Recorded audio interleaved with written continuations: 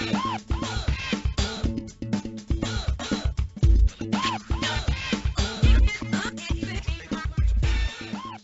everybody, welcome to episode 10 of Joys of Games podcast.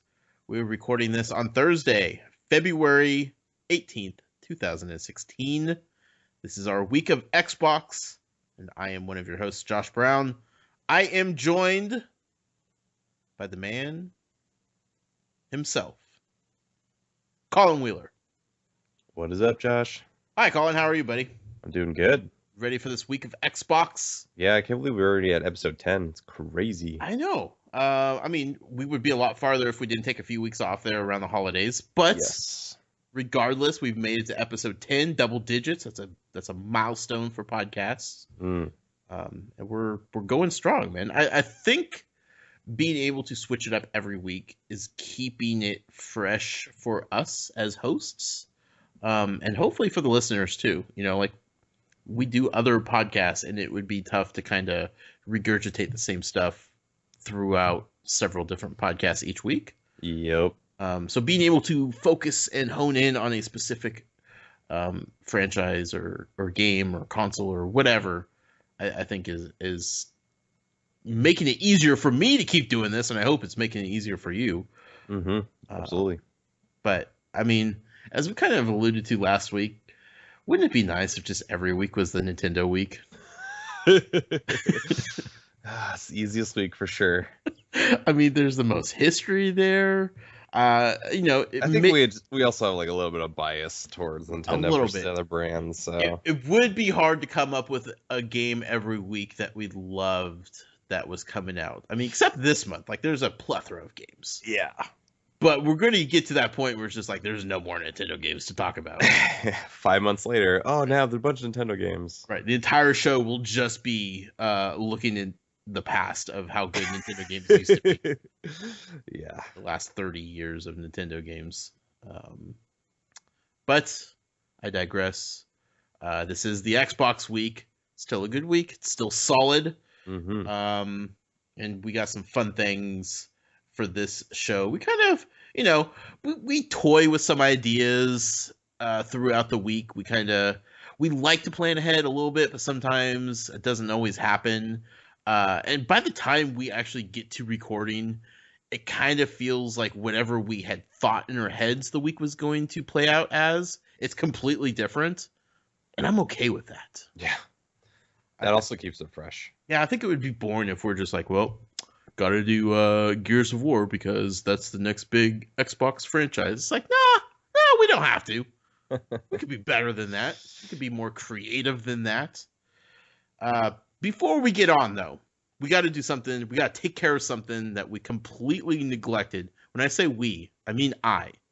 But this is a team. This is a joint mistake, only because you forgot to remind me. Yep, tag team mistake.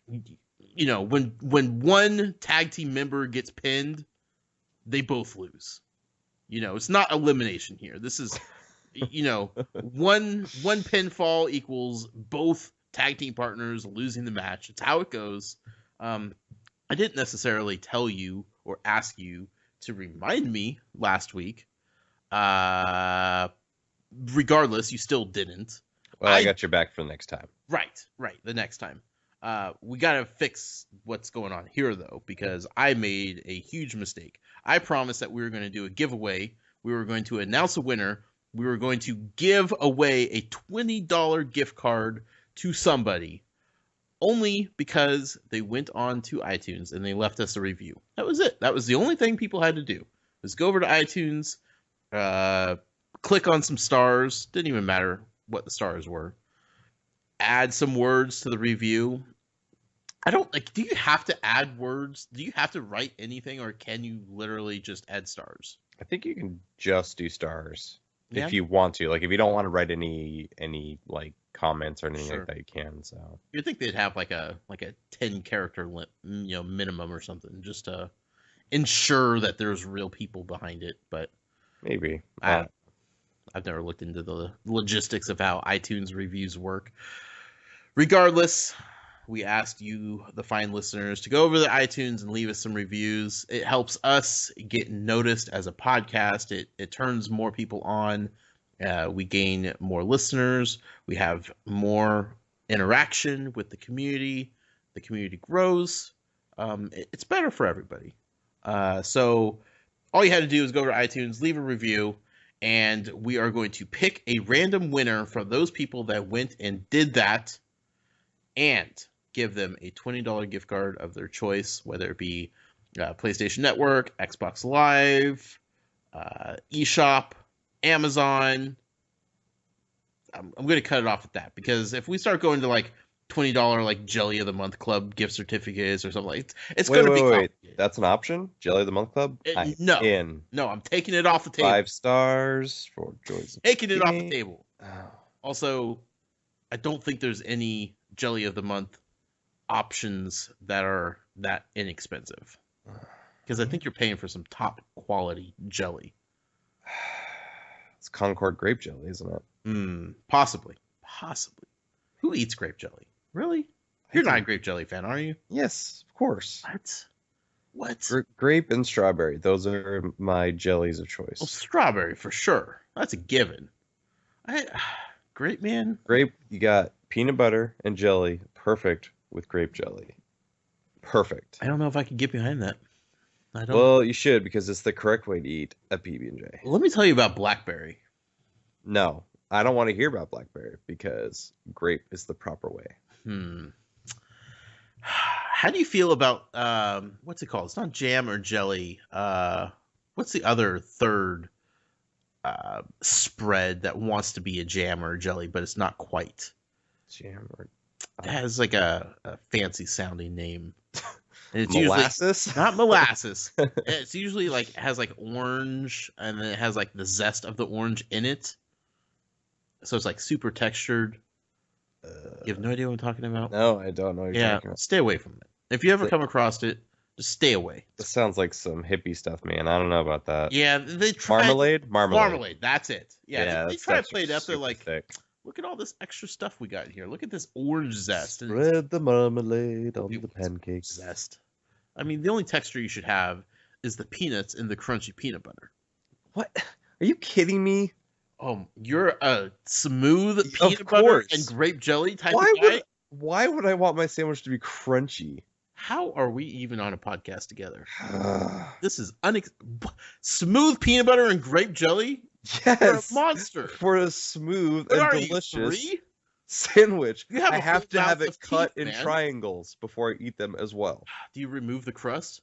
No, I'll eat the crust. All right. The crust is good. You got to get that fiber. I'll give you that. I am an adult, I think.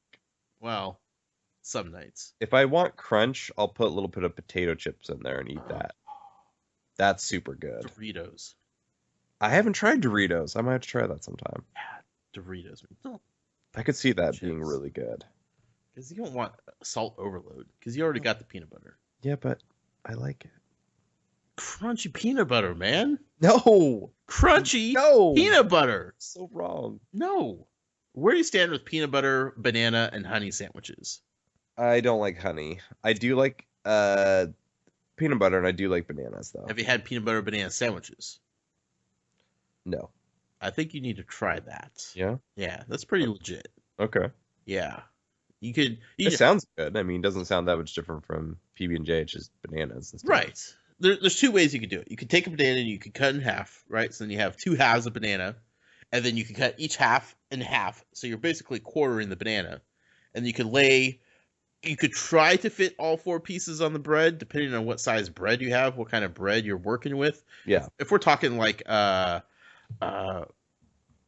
my gluten-free bread is like tiny, like the smallest of small squares. So man, that's not going to work. I'll have to cut it very finely. You need like the famous Dave bread, you know? It's like giant loaves. Then you could fit all 4 pieces of banana on there. If you're working with like tiny bread, 3 might be stretch. But you just slap those giant, pieces on. You put peanut butter on both sides because you want the banana to be sandwiched in by peanut butter, obviously. Yeah. The other way to do it is just to cut, coins of banana and slap those puppies on. See, I feel like I've had a banana sandwich with honey and just banana, and they were coins, and I did not like it because I like honey on like barbecue and like other types of things, but like raw honey, ugh, I don't like it. There's different kinds of honey out there depending on what flower the bees pollinate from and make their honey. It could change up the flavor, so maybe you haven't had the right kind of honey yet. Maybe. It's possible.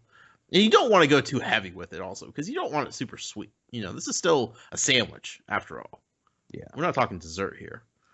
But peanut butter and banana, I definitely highly recommend that. All right. It's leaps and bounds better than your smooth peanut butter grape jelly sandwiches. I don't know, man. That's the OG sandwich for me. Sometimes you just gotta grow up, Colin. No. I'm a Toys R Us kid. You know what? If you want a Toys R Us gift certificate, you could have one. Yes. Not you. The winner of this particular giveaway that we're about to do. I'm speaking for them. Yes. Colin. Yes. Out of 10 reviews. Now, we have 11 on here. But we have a problem. Okay. One of these reviews I have to disqualify. Oh. It's from Valerie. Oh. I don't think it would be fair if we included her into the pool of possible winners of this giveaway. Yeah, she may or may not be a little biased. That and some people might call shenanigans on it. She might like to win. She would probably love to win because I know what she'll get. She'll get the eShop gift certificate because she wants to play Pokemon. So she'd be all over that. But I have to disqualify her. Just the fairness to the listeners. Plus, she'll get over it. We'll make it work. So out of the 10, I want you to pick a number between 1 and 10. 8. That person is going to win a $20 gift certificate. Let's count down. 1, 2, 3, 4, 5, 6, 7, 8. The winner of the $20 gift certificate is at Seabass9112. Congratulations. I know that guy. Yeah, good guy. Yay. On his review, he wrote 5 out of 5 stars just because it won't let me go any higher. The Joys of Games podcast is the best spin-off podcast of Toys for Games. It's a good thing to listen to if you're looking for new games coming out for any mainstream platform you are on. They also give you a look back in history with their little history lesson of the week, depending on what system they are talking about that week. It's super fun to listen to as well. 100% give it a try. For that review, Seabass9112, you have won a $20 gift certificate. Please get a hold of me, and I will square that up with you. Appreciate everybody waiting a week for that. I'm surprised nobody came at us with torches and were super angry. I think they understood, though, because we had a week full of Pokemon to talk about. We had a special guest, Jason from Amiibo News and a Nintendo Inquirer. There's just so much stuff going on last week. I just completely 100% forgot about it. Mm-hmm. I think you texted me after the fact. You're like, we're supposed to give away something. I was like, let's not talk about that, Colin. Let's just move on. So thank you all for leaving reviews. Again, it definitely helps us out. And like I said, it brings awareness to the show. It helps us build an audience and therefore builds a community. And we appreciate every single one of you. Feel free to leave more reviews for us if you would like to. We don't have any more giveaways at this time for it, but hey, sometimes it's just nice to do nice things for nice people. Right? I definitely appreciate it. Absolutely. Right. Moving right along. Actually, we're going to slow it down. We're going to slow it way down. Okay. So far that we're actually going to start going in reverse. We're going to go to the past, Colin. All right. We need to, before we can look at what's in front of us, we need to look at where we came from. We need to go back to the past and have a little bit of a history lesson with a well-known, super fun Xbox title. What do you have for us this week, Colin? All right, you gotta get in your dark place, Josh. I All the know. lights are off. It's just me and the soft glow of my laptop screen. All right, this is the most like early 2000s box I've ever read, so I hope everybody's prepared for this. And I'm also going to speak in a very dark tone because it's a very dark game.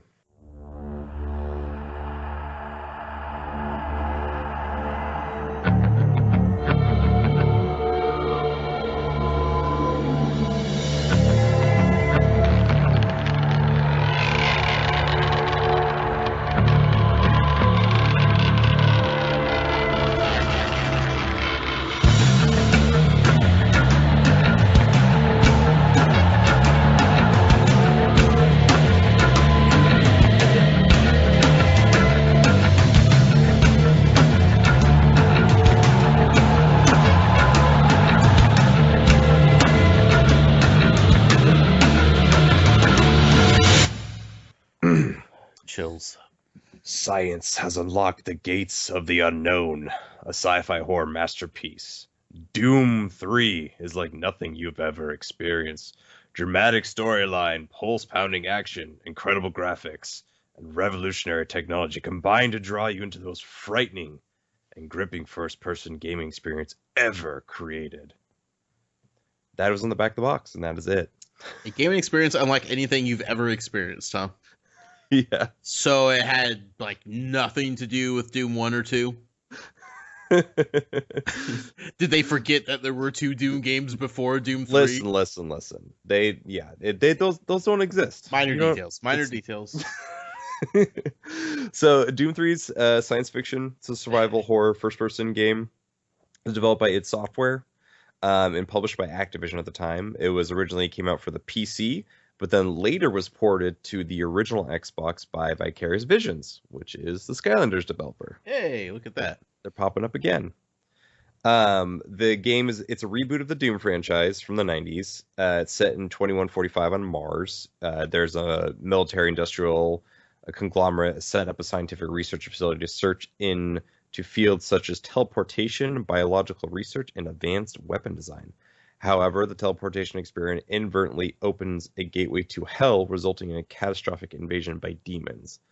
The player, an anonymous space marine, must fight through the base and find a way to stop the demons from attacking Earth. Anonymous space marine. Where have I heard that before? Halo. I have no idea what's that game? I don't know what that is. To be fair, Doom kind of was a precursor. The first 2 were the precursors before Halo. So did you play Doom on the original Xbox? I did, yes. I remember it just being the most incredible looking game. Yeah. Like it was just mind blowing. Like the PC, when it came out on PC, it was like a landmark for like high end PCs at the time. But when it got ported down to Xbox, it still looked really, really good. Mm-hmm. And what I particularly liked about the Xbox version is it actually had a co-op mode that was actually online. So they actually modified the campaign so you could play it cooperatively with another person, which I thought was really cool. Yeah, when I played it on the Xbox, it was the first time I had played a Doom game since like the original Doom on the PC, which Sure. I played at my friend's house. Yeah. So that was like my only reference for what a Doom game was. You know, it was like this over the top, super not spectacular looking game, but still kind of fun because you're just blowing things up. You know, like you knew there was a story, but it didn't really matter because Right. you're just having so much fun shooting these, you know, monsters. So that was like my only reference. And then like playing it on the Xbox, it was like, whoa, this has come a long way. Yes. I still think that the double barrel shotgun is one of the most satisfying weapons in any first person shooter. Yeah, because I don't know why. For some reason, it's just so satisfying, just like watching the animation of loading in the 2 bullets and then cocking it and just blowing it away. So for one, it feels like it's almost impossible to miss. You know? Yeah. So you feel like a marksman all the time. Yeah. Two, like the powerful destruction that you have with it, like it blows things up. It doesn't just like, put a hole through things. Like Right. it demolishes things. And it's like maybe a shotgun shouldn't be that powerful, but it kind of is, So it's not like you're walking around with a rocket launcher or anything like that. But at the same time, you still feel pretty darn powerful. Yeah. Like even like the Resident Evil games, like that's I probably my favorite weapon always is the shotgun. I don't know why. It's just so satisfying. Uh, I also remember when that game came out, there's kind of like controversy with like the hardcore like original Doom fans because they changed it to like an open like space arcade kind of like shooter to more of like a close corridor, like dark kind of like jump at you scares. Hmm. And I don't know if you remember, but like you didn't have like a flashlight in your helmet or anything. You had to switch from holding your flashlight to switching to your weapon to holding your Oh, flashlight to that's switching your right. weapon. And Nothing I good ever came of that. no, like I don't understand. Like I kind of get why the developers did that because it's like, oh, it's building tension. So you're like, oh, I don't know what's around me. So when I lift up the flashlight, it's like, oh crap. But then like when you know something's there, you have to switch to your gun and like you have a hard time aiming because you're in the dark. Right. So, and the joke when it came out, I remember the reviews. The joke was like, so they just didn't have duct tape anywhere, just to duct tape it on top of the guns. So, They weren't advanced enough yet on yours. yeah, I mean, they got teleportation devices and they got biological research, but duct tape, I don't even know what that stuff is. Yeah. I mean, like we don't have saber-tooth tigers nowadays, Like same thing, in 2145, like duct tape is just, prehistoric technology. Like Yeah, I get guess out of that's here. true. All right, fair enough. But yeah, I remember that being so cumbersome. It's like It's so annoying. and some of the monsters are pretty quick, so you don't Yes, have they much are. time to react and switch from flashlight to weapon. And it kind of made it fun, in a way that was just Right. unpredictable. You just like shrug your shoulders and say, "Well, that's Doom 3. What are you gonna do?" What a Kill fun those series. demons. Kill those How demons. That's what you're interested gonna are do. you in the new Doom? Oh, I'm 100% getting the new Doom. Yeah. Yep. I haven't decided what system I'm getting it on yet, but I'm definitely getting it. I am so ready for like just a generic shooter, like a fun, goofy, like arcade shooter, because like I feel like shooters nowadays are just so self-serious. Yep. Like I Yep. I love the Halo games, don't get me wrong. Um and I love its narrative, but it's a very serious like story and Mhm. everything. Same with Call of Duty. Like Call of Duty is not lighthearted at all. It's very like, very gritty and they try to be controversial every single time a new one comes out.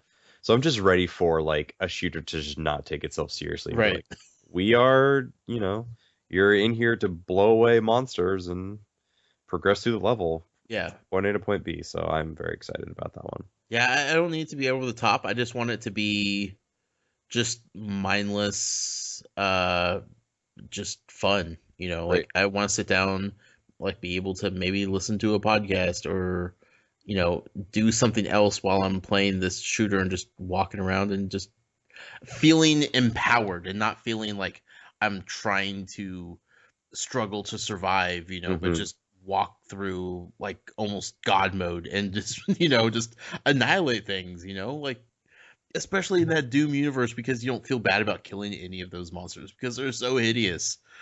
It's just, yeah, I think it's gonna be fun. Did you play Wolfenstein?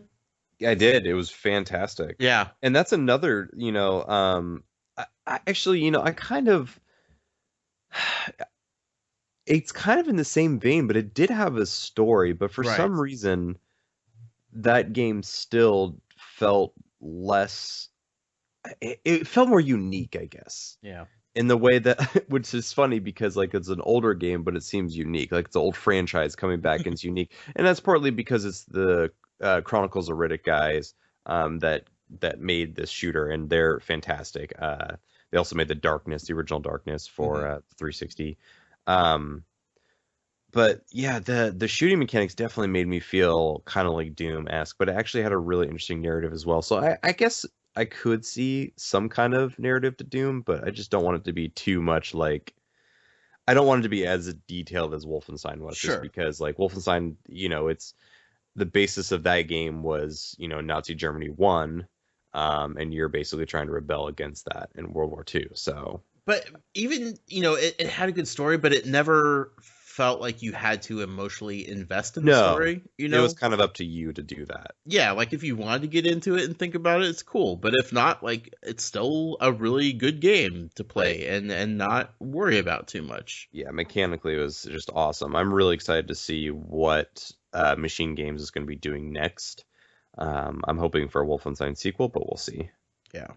I mean, it surprised a lot of people. Everybody assumed it Oh was yeah, just going to be a really bad like attempt at rebooting a dead franchise, and they're just like, no, we could do this again, and we could make it fun and kind of engaging. So I'm just glad I read the reviews on that game because everyone's like, just get past the first hour and you'll love it. And I'm like, mhm. and I was playing the first hour, I was like, yeah, it's not real good, Yeah. not real good. And then once you get past that first hour and you're in that recovery hospital, oh boy, that Mhm. game is so much fun. Yeah, there were people in the industry that were just like, I can't do it. Like this is not what I wanted, and people that get paid to review and talk about games for a living, and other people had to step in and just say like, no, like forget about this first hour because something went wrong. They forgot to take it out. They forgot to change something, but like the rest of the game is so much better than Right. everything else in that first hour. Mm-hmm. So, if Doom could do that, anything close to what Wolfenstein did with kind of rebooting and revitalizing the series, it will be a win and a success. But man, Doom 3 original Xbox, man, that is some straight up late 90s type of type of fun. Early 2000s, yeah, for sure. Man.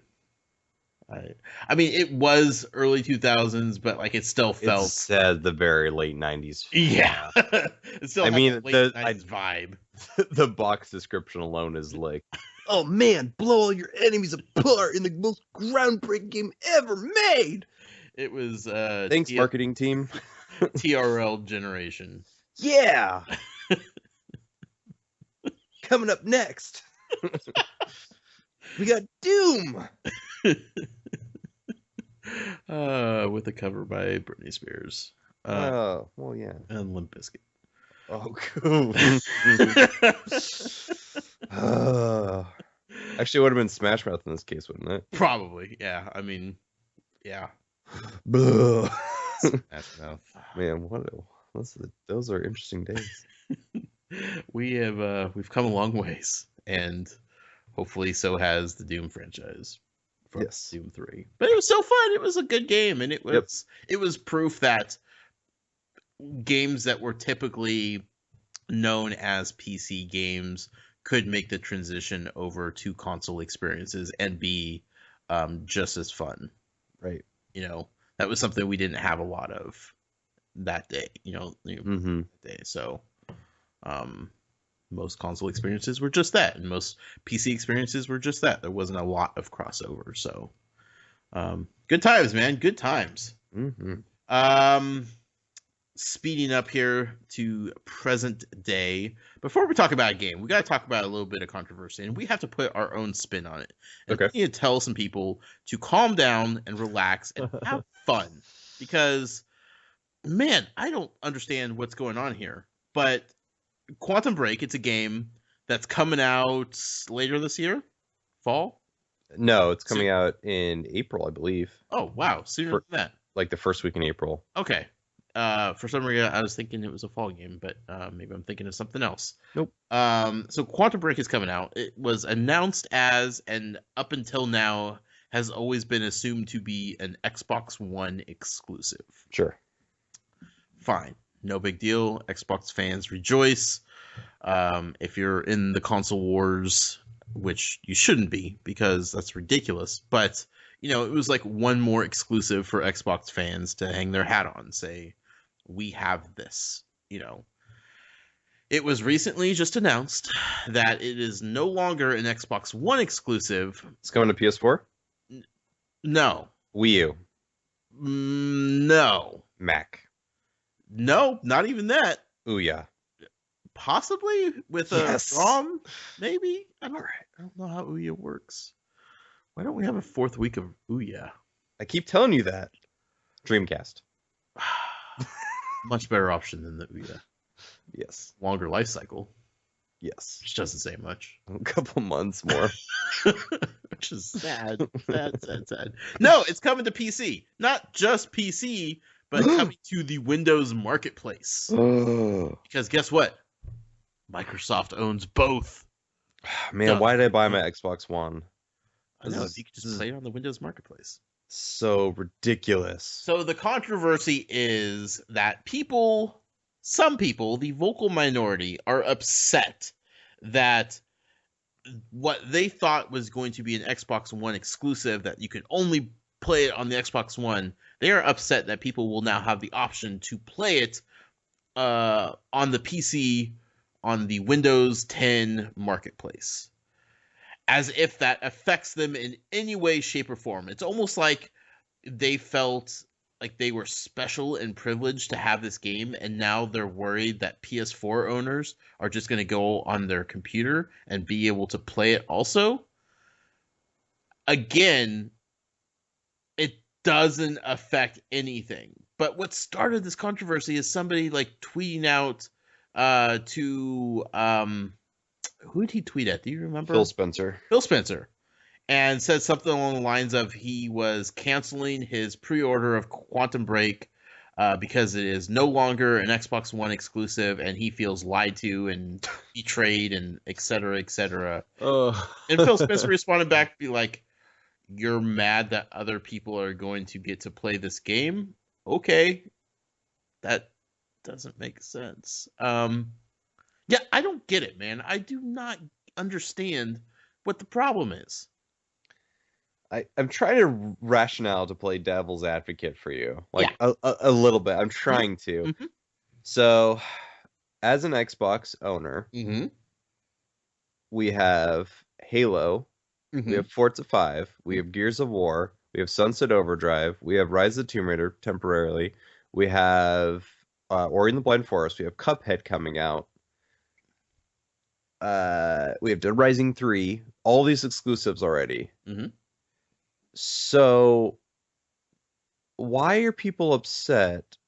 I don't get it. Like, why? Okay, so this Quantum Break is still a console exclusive to Xbox One, so it's not coming to PS4. Right. It's not coming to Ouya. Right. So why are I don't get, like, the argument is like, why did I buy this Xbox One if all these exclusives are going to go other places? Rise of Tomb Raider is going to PS4, Quantum Break's going to PC, and it's just like, so you already have so many other exclusives, and on top of it, it's like, do you enjoy your system?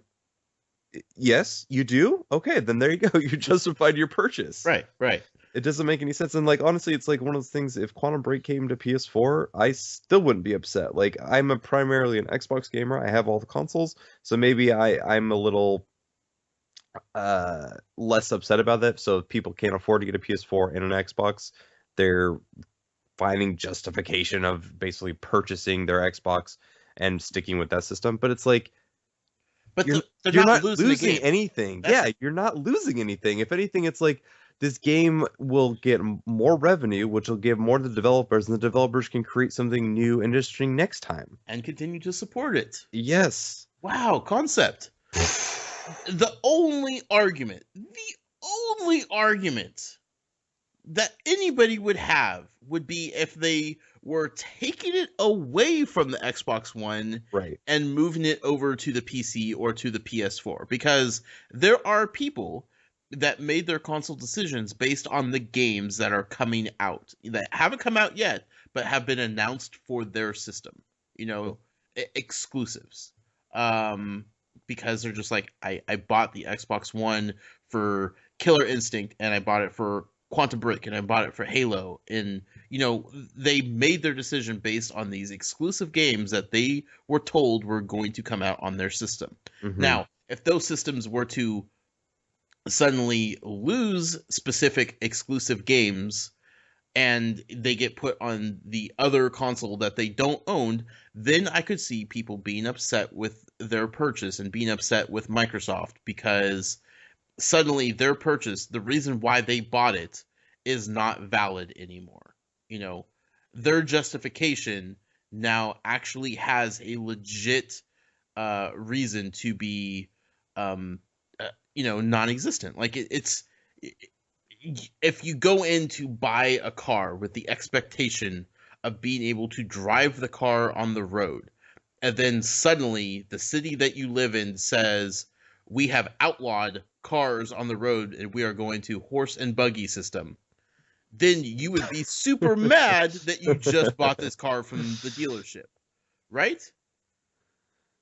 I mean, I would like a horse and buggy. Sure. If there's a decent exchange program where you can turn in your car for a horse and buggy, maybe toss in some extra cash to help feed the horse because it's going to be hungry and you got to feed your animals. Yeah. But I mean, Xbox One owners are not losing Quantum Break. Sure. Everybody that bought an Xbox One for Quantum Break is still going to get Quantum Break. Everybody that has pre-ordered Quantum Break on the Xbox One is still going to get it on the Xbox One. There's just some people that are going to get to play it that weren't able to play it before. Yeah. Awesome. Everybody should be playing games. What's interesting too about that is I believe if you buy it on Xbox One, you get a PC key, or maybe no, if you buy it on PC, you get an Xbox One key, or maybe it's both. Like you can do cross save across both systems as well, which is kind of cool. Yeah. Mm-hmm. But you have to buy it digitally. You do have to, you have to buy digitally, but I think it's a neat feature, even considering it's not an exclusive to Xbox One anymore. So the only other argument would be if they said Quantum Break is a $60 game on the Xbox One, but if you want to buy it on Windows 10 store, you could get it for $30. Then I could see Xbox One owners being a little upset that they were having to pay more for it, Sure. But at the same time, people that are playing and buying Quantum Break probably have 5 times the investment in just their PC to play that game than Xbox One owners. So maybe you could knock down the price of games a little bit and still, feel okay about that because the system that they're playing on is way more expensive than the Xbox One. Yeah. Like you have to have like a $1,400 or like at least $1,000 minimum like PC rig with all components to play it properly. Yeah. So it's just ridiculous. I mean, when it comes down to it, games are for everybody. And sure, you could buy certain consoles for their exclusives. Like everybody knows if you want to play a Mario game, if you want to play Pikmin, if you want to play Smash Brothers, you got to buy a Nintendo console. It's just the way it is. If Sony has their exclusives, Microsoft has their exclusives. If you're only buying one console, you are making that decision probably on the games that they have, or like what your friends are picking up. But when it comes down to it, when a game makes itself more available to more players, that is just better for everybody. Mm-hmm. You don't need to individually justify your purchase based on what other people are doing with their purchases. Enjoy what you have. Enjoy what you like. Enjoy what you love. Don't worry about what everybody else is doing, because if you're having fun playing this game on this system, that's all that matters. That is absolutely all that matters. Yep. And to be mad at people for it and to be just ugly and downright mean, like, be better than that. That's all it takes. I don't think it's anyone who listens to this podcast. No, absolutely not. But I'm hoping maybe spread it to other people that if you see it on the timeline, be like, hey, more people get to play this game. That's a good thing. If you know a person, pass on this message to them. Just remember, games are meant to be enjoyed by as many people as possible. That is what is going to keep this form of entertainment going, is more and more people exposing themselves to it.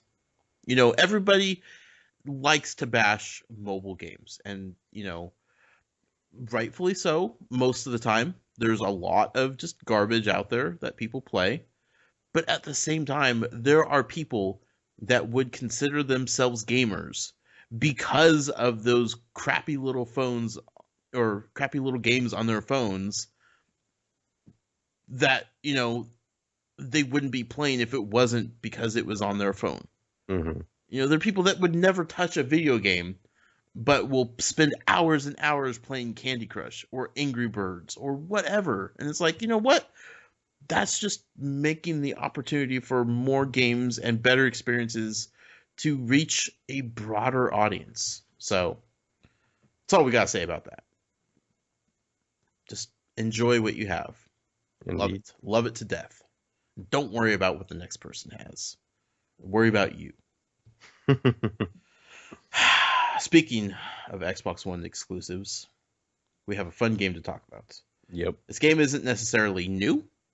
No. But it has recently gone on sale. My fiance Valerie, her son, has recently started playing it with his newly acquired Xbox One that he got for Christmas. And I figured it would be a good time to talk about this game because this is a game, Colin, that you absolutely love. You love to death. I loved it. I enjoyed it, but you love this game. Yes.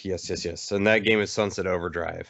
This is still my favorite Xbox One exclusive. As big as a Halo fan I am, and as much as I liked Halo 5, this is still, I think, it's still my favorite Xbox One exclusive game. It's a very unique. It is one of the most unique experiences I've had this generation in gaming. The story is super stupid and it's super like self-aware. It kind of has like a Deadpool vibe to it, where it's like fourth wall breaking, like every stereotype possible. Like it's just dumb. But what makes it special is the combat and the traversal. You're in an open world city. You essentially traverse through different wires and doing like special parkour. So you can like parkour buildings kind of like Assassin's Creed style, but you do it like in a very like stylish way. And some of the ways to get up buildings require puzzles and like specific jumping mechanics and everything else. But when you actually fight these zombie enemies that are basically taking over the world, you do it with like style points. So it actually has like a hack and slash kind of feel, like a Devil May Cry, but with guns. Yet it's kind of like Jet Set Radio because you're grinding all the place while doing combos, and the more that you're actually walking on the ground and acting like a third-person shooter game, the less points that you'll get. So it actually rewards you for being more creative with your kills. It is so easy to want to just jump off the rails and just walk around and shoot things. Yep. Because like that's your first instinct in these type of games. And you immediately just get squashed and you're like, nope, I need to get away. I need to get moving. I need to be fast because everything else around you is coming for you quick. Yeah. And these are the guys that, this is done by Insomniac Games. They're the guys that did Ratchet and Clank. So they have a pedigree of just a bunch of different arsenal, like just so many different weapons, and your character can unlock a bunch of new weapons. There's different like hub areas where you can do upgrades. You can actually customize your character to look any way you want. So you can have like a guy with like pink dreadlocks and a dress going around killing these enemies if you wanted to. It's just awesome, and the art style is really, really unique. It's very bright. It's very it's I wouldn't say it's quite cel shaded, but it's pretty close to that.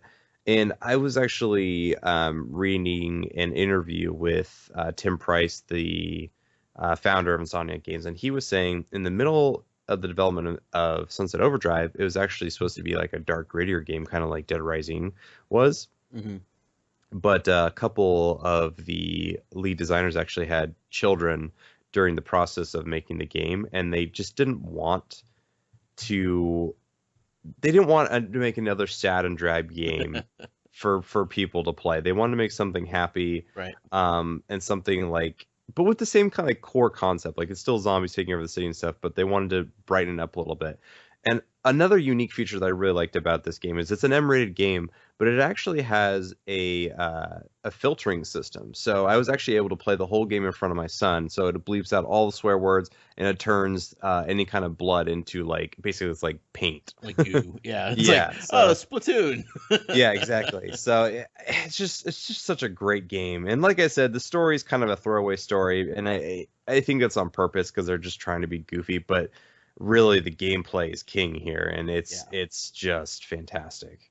Yeah, you appreciate them for not taking themselves seriously. You know, Right. it's like they just loosened up their tie and they had fun with it. You know, like these monsters are spawned from a radioactive batch of Energy drinks. energy drinks. You know, and that's turning this whole city into just like these mutant monsters, and some very creative designs of the enemies. And like you said, the weapon selection is phenomenal. Yeah, The gun that shoots like the exploding teddy bears. yeah. My favorite gun is the one that shoots the records Yep, because it would slice up enemies and stuff. It's so awesome, so yeah, satisfying. yep. Every time you kill something, just because of like the intensity and the fast pace, you know, of the game, it just with every kill you're like, yes, Yes, yes, keep going, exactly. keep going. Get that points up. My favorite part about the game, and there's a lot of things to take away from it. My favorite thing, though, and this is not something you will usually hear about games, is dying. Because Oh every yeah, I totally time forgot about you that. die, you come back into the world, you respawn in a different way. There's like hundreds of different Yeah. reanimation deaths. Mm-hmm. And each one is different. Every time you do it, it's like, I've never seen that before. I've never seen that before. So you'll come back in, you know, like a TARDIS from Doctor Who. You'll come back in a phone booth. DeLorean from So, Back to the Future. yeah, you'll get beamed down from like an alien spaceship. Like all a sarcophagus will come up from the Yep. ground and like King Tut type of thing. Super funny. Just so many different ways. And every time, like, there's that moment of crap, I died, and you know, I kind of got to start over from the last checkpoint or whatever. But then it's Right. like, oh, I can't wait to see how I come back to life. Yeah. And just get back into this insane world. And there's no rhyme or reason. There's no explanation. There's nothing like in the canon of the story that explains how you're reanimated all these different ways. Like it's 100% aware that this is a video game and we're going to have fun with the fact that you're respawning into this world. I just absolutely love it. Yep. Yeah. Please, please, if you have an Xbox One, buy this game. Yeah. It is so, so good. And you can get it for under $20 now. Easy. It's one of those games where the longer you play it, the better you get at it. The more rewarding experience it is, too. Yeah. It is super gratifying. Like by the time you get near completion, you're just like, I am the best Sunset Overdrive player in the world. And then you want to go play Jet Set Radio, and you're like, I could grind for days. Like, you know, like then you said, like Devil May Cry. You're like, I want to get all these like, you know, sweet combos, and you just want to play all these other games that inspired this game because it's just so good. Sunset Overdrive, go play it, man. Go play it. It's so worth it. You'll just have fun. I guarantee it. Yep. Colin, let's look at what's to come in the future of Xbox. All right. Want to start with some free games? Everybody loves free, right? Yeah. Free 99 is the best price anything could possibly have. Yep, I agree. And, well, except for the 99, it's just free. Free 99. It's just free. It's free 99. It's free. I mean, they're not really free because, you know, like the whole you gotta have a subscription. Blah. Do we really want to go down that one? No, because you pay for it once and then you forget that you're paying. You know, you set it and forget it, right? I hope so. Or they hope so. Automatic renewal, like it's the thing. They're free. Just say it's free, and then it feels better when your credit card gets dinged for that, you know, annual fee once a year. It's like, you know what? It doesn't feel that bad because look at all these free games I got. Yeah. Do get your money's worth, that's for sure. What do we got? Okay, we got Styx, Master of Shadows. Hmm. Guide the goblin assassin Styx through the vertical and multi-layered tower of Aknash. It's a tough game. Uh, It's not the best game. I haven't played it. It's decent. Okay. Don't go in with great expectations. Okay. Yeah. We have a Hand of Fate. Draw your cards, play your hand, and discover your fate in a game of life and death. Dun dun dun. I don't know what that is. I've heard a lot of good things about it. Never. Yeah, I have heard. Yeah.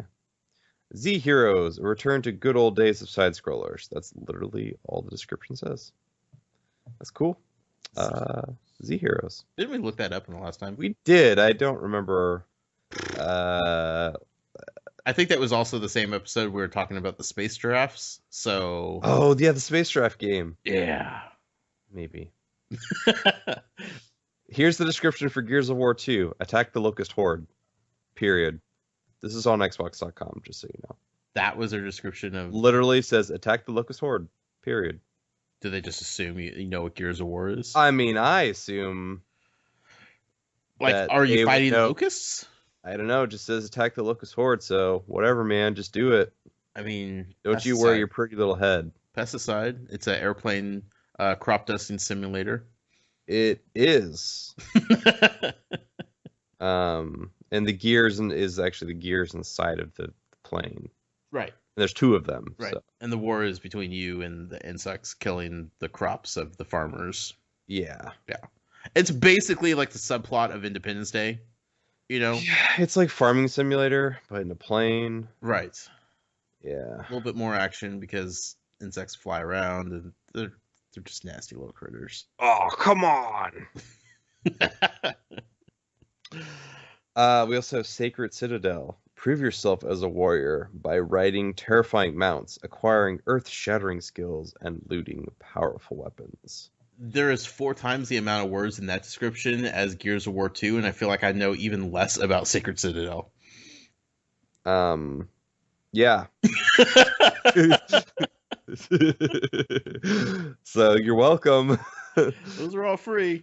They Check are it out. free. Check it out. It's kind of a rough month, honestly, to be blunt. Here's the thing, though. Yes. They are constantly adding games that are backwards compatible. Yes. So I feel like that is kind of making up for the fact that we haven't been getting the best games for free. Yeah. Because it's like, you know what? You could go play these games that you already own and love and have held on to. Just pop them in the Xbox One and play them again.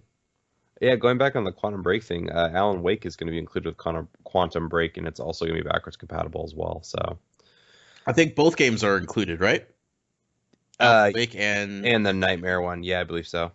Yeah. Which is awesome. I think it's just the American Nightmare that's backwards compatible for now. Oh, really? I thought both of them were. Could be wrong. I don't know. Okay.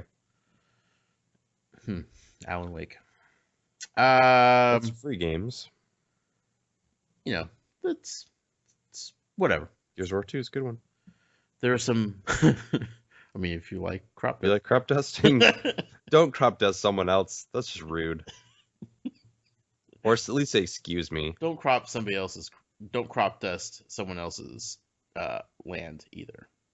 You want to crop dust the fields that you're going for. Yeah. Or You can crop dust if you think it's funny, though. yeah, totally do a drive-by. Yeah.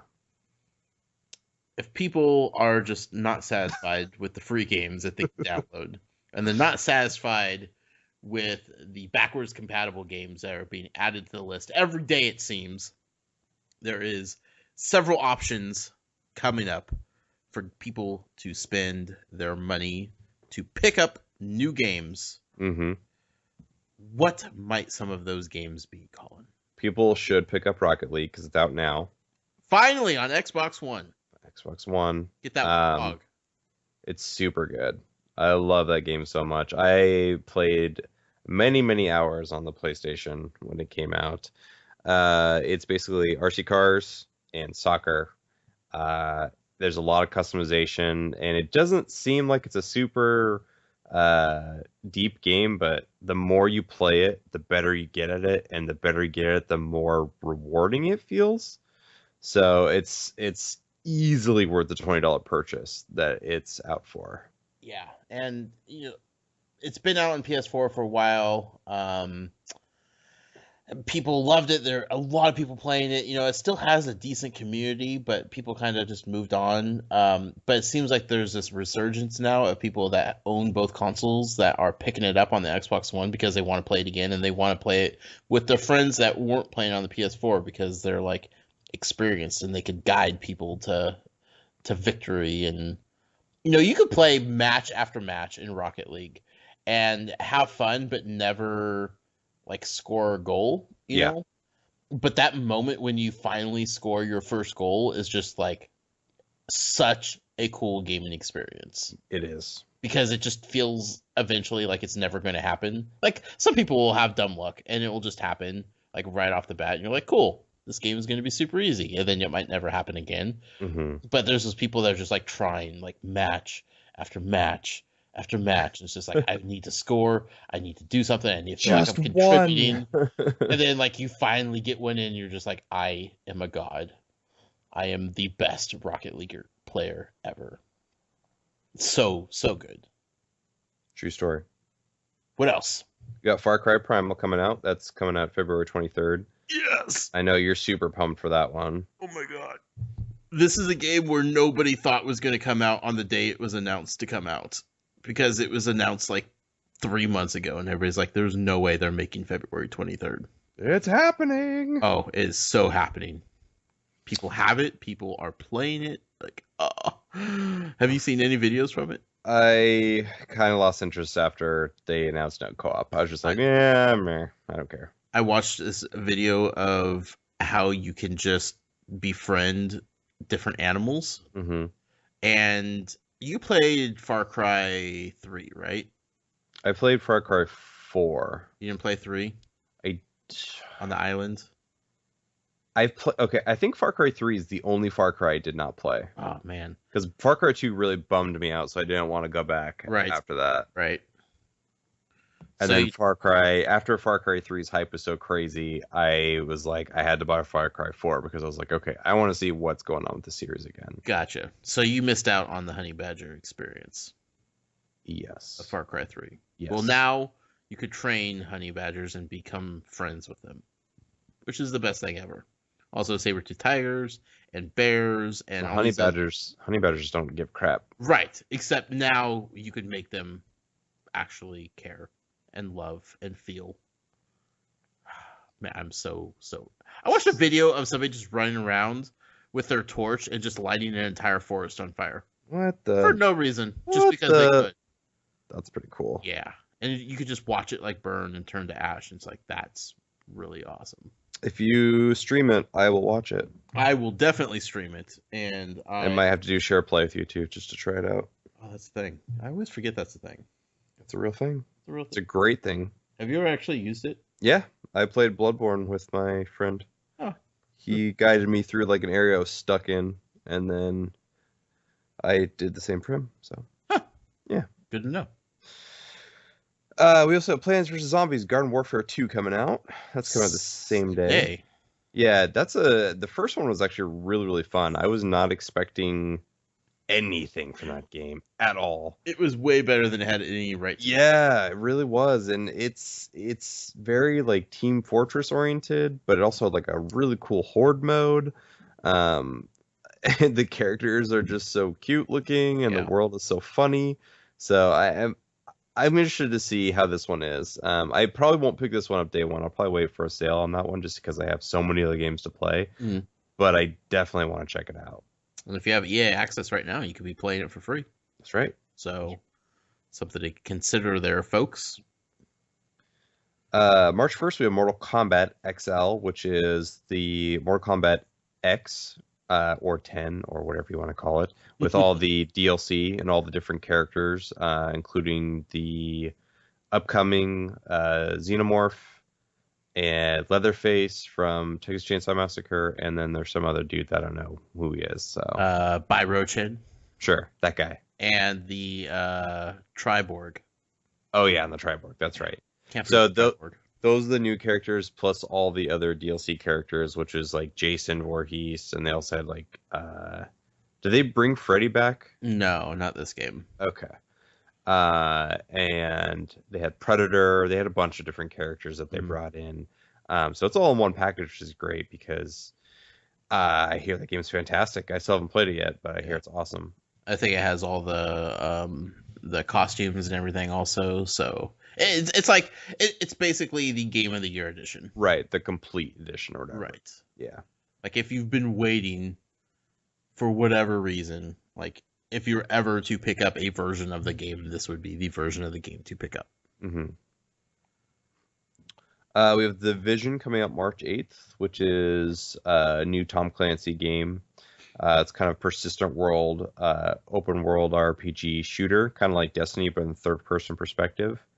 You're basically in an open world Brooklyn, I believe. Mm-hmm. And they actually scaled Brooklyn, the entire city, so you can basically walk anywhere in this post-apocalyptic, or not apocalyptic, it's post-pandemic.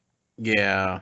It's because it's not apocalypse, it's like a virus outbreaks on Black Friday that like infects. It's like The Last of Us. Yeah, it's kind of like The Last of Us. Before it got really bad. Yeah, like basically before there's barely any humans at all. It's like the origin story of The Last of Us. Yeah, basically.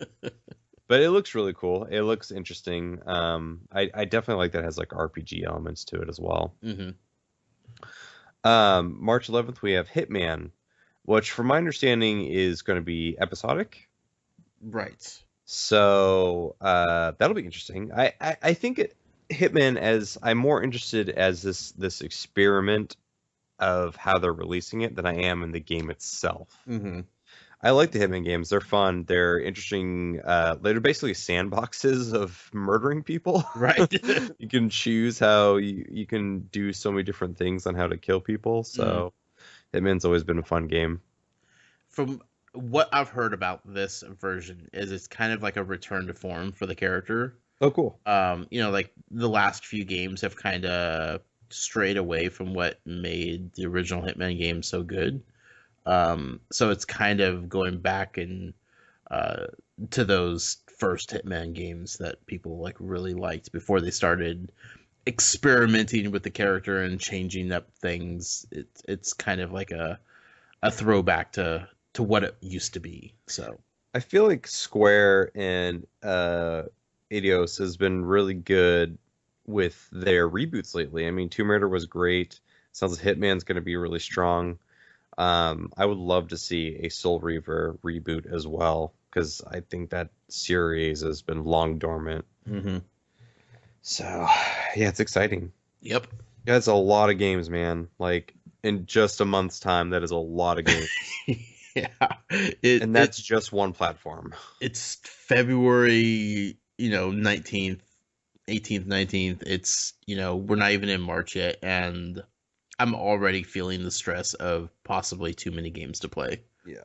Like, we usually don't hit this stride until, holiday time? I mean, last few years it's been, like, right before summer, like, a few big titles would come out, but then, August, September is when it starts ramping up. But now it's like, there is no room to breathe. Ever. Nope. Not at all.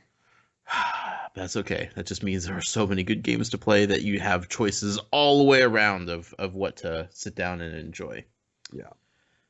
Speaking of which, we have to induct a new game into our video game bucket list. You and I were going back and forth on this. Originally, our plan was to pick games, a Nintendo game, then we'll pick an Xbox game, we'll pick a PlayStation game, and kind of do that. After much debating, we have decided that it might be a little difficult to pick some games from Xbox and some from PlayStation that are accessible legally. Easily accessible, I should say. Because there were a lot of original Xbox games that I really would have liked to put in here. Like Psychonauts is one of them. I would like to put MechAssault, Crimson Skies, all those games. And the only one I can think of is like, well, Halo's accessible, but it's like a lot of people played Halo, right? and I just felt like it was.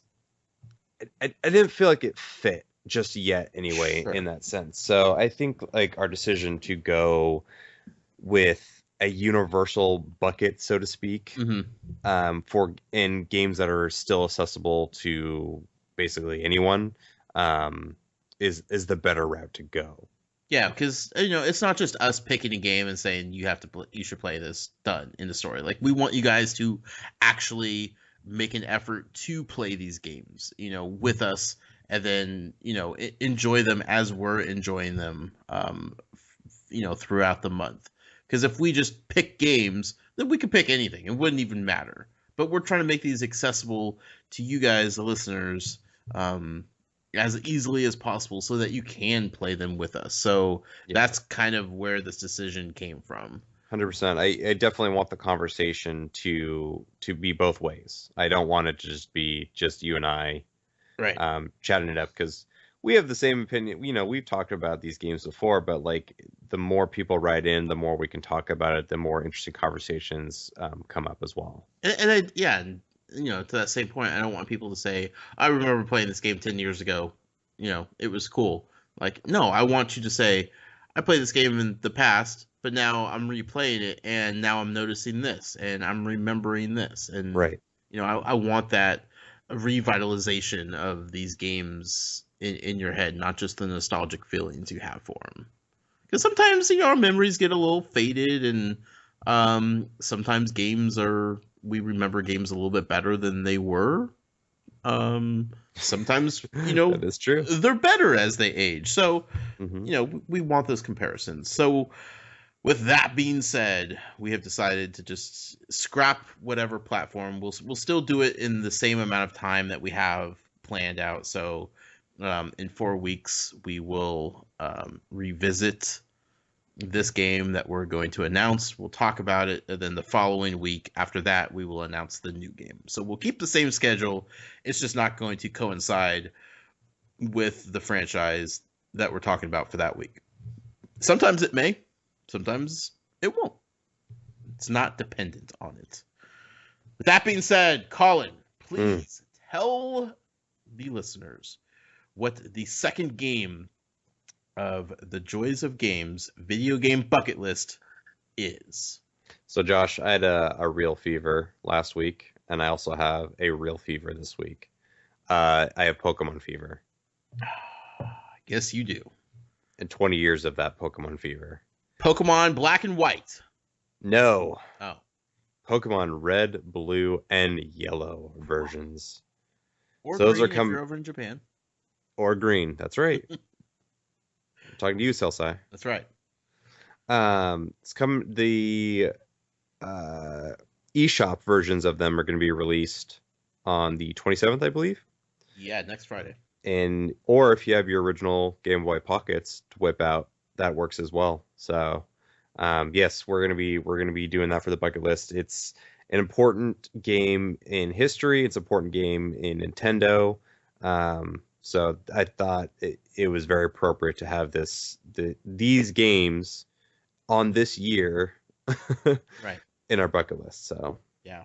If you are ever going to play a Pokemon game, play these. If these don't pique your interest, Pokemon is not for you. yeah, the rest of the series is just it's the same thing but iterative of this. So Right. But the characters are more difficult to remember and keep up with and fall in love with. Like these original 150, like after playing through this, you will remember most, if not all, 150, and you will have some sort of attachment to most of them, in some way, shape, or form. Like right. it's just these are the only Pokemon games that are absolutely necessary to play. Yeah, and you'll totally remember that Bulbasaur is the best starter. So Right. I mean, unless you don't like winning and you like being on the losing effort of trying to become the greatest Pokemon trainer of the world. If you want to be on a winning team, Team Squirtle. that's the incorrect team to be on. It's definitely Team Bulbasaur. I mean, squad goals. So, I mean, I will say the Squirtle Squad's pretty good, but Bulbasaur has his Vine Whip, so you can trip all those Squirtle Squad right there. Yeah, but you know, Or spin around in turtles until they get sick and then they bonk into each other. Like, I mean, at the end though, he's just an overgrown flower. not true. Sometimes He's a more of a, dinosaur flower. sometimes it's just more of a weed.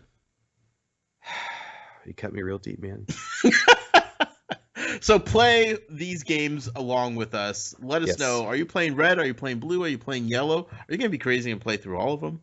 Let us Shoot. know. I don't. That is. I haven't fully decided because I'm probably gonna buy all three, but I haven't fully decided which one I'm going to start with. Yeah. You know, um, I might save yellow for last, but I kind of want to play it first at the same time. I'm definitely going straight to yellow. Yellow was my favorite because I mean I loved playing red back in the day and blue back in the day, but when Mhm. yellow came out, it was like, oh man, the TV show, the Right. game, Yeah. it had the little Pikachu following you around. Like I just fell in love with it. Yeah. I know. That's kind of why. But that's if I play that first, then I might not fully appreciate red and blue. You know, because And yellow was so good. sure, I mean it's technically the same game. Yeah, kinda. Technically the same. Kinda. Yeah. Maybe. We'll see. I can't wait. I Oh, cannot it's wait. gonna be great. So if you already have, if you have them on, if, the carts and your old Game Boys, go ahead and start playing them. If you're waiting until they release on the eShop, that's cool too. But just, let us know which one are you starting with? Are you buying all three? Are you buying just one? Which one are you going to play first? And then let us know what your starter is. Like we want this to be an interactive month. I don't want to wait until 4 weeks from now and get a bunch of emails. I want to talk to people throughout the month and figure out how this is going. Yep. So check in with us. Let us know how the training is progressing. Pokemon Red, Blue, Yellow. hmm Video game bucket list. Joys of games. Colin, that's the show. It was a great show. It's fantastic. You're going to be traveling early in the morning. I am. I'm going to Wizard World this weekend. Nice. Yes, it's going to be a lot of fun. I'm going to hang out with friends Evelos and Gonda Chris. Cool. Yeah, going to be good times to be had by all. I wish you safe travels, of course. Thank you. I hope you have a good time in the con. It's going to be fun, I think. It's going to be overwhelming. I've never been to a Wizard World Oh, it's great. convention. Yeah, it's great. You'll love it. Yeah, I've been to the other ones locally here in Portland, but nothing quite like this. This seems like a giant production compared to the other ones. Yeah, So for sure.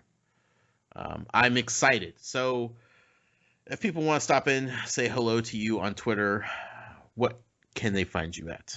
You can find me at PDX_geek. You can also add me on Xbox Live, PlayStation Network, and Nintendo. My Nintendo ID as well is Cabooses Hero, and it's CABOOSESHERO. Nice. Send me an invite. I'll play with you. Yeah. Especially Rocket League. Yeah, Rocket League. You can find me personally on Twitter at The Noise with a Y. You can follow us on Twitter at Joys of Games. Email us, joysofgames@gmail.com. Of course, check out the website that hosts everything that we do over at toysforgames.com. And if you like what we do, you have a few bucks, you want to help support us, you could do so over on patreon.com/toysforgames. To anybody listening that's going to New York City this weekend for the official Toys for Games meetup during the reopening of the Nintendo World Store, have fun, be safe. I wish I was there. I truly do. It would be a lot of fun, but you guys are going to have a blast. Colin, safe travels. Everybody else that's going to be at Wizard World Comic Con this weekend, I'll see you there. Until next week, play some games, have some fun, enjoy yourselves. Game on.